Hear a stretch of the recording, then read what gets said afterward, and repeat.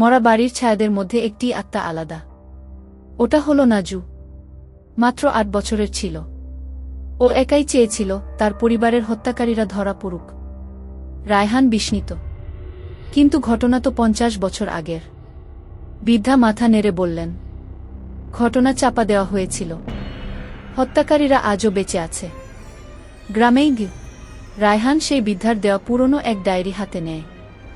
ডায়েরিটি ছিল ছোট মেয়ে নাজুর বাবার, যেখানে লেখা ছিল শেষ রাতের হুবহু ঘটনা। ডায়েরিতে একজন লোকের নাম ঘুরে ফিরে এসেছে, মোতালেব চাচা। এটা শুনেই রায়হান অবাক হয়ে গেল। এটা তো সেই লোক যে প্রথম দিন তাকে সাবধান করেছিল। রাতেই রায়হান মোতালেবের বাড়ির দিকে গেল। লোকটা তখন একা বসে পান খাচ্ছিল। রায়হান গলা কাঁপিয়ে জিজ্ঞেস করল, আপনি কি জানেন নাজু আর তার পরিবারকে কে মেরেছিল?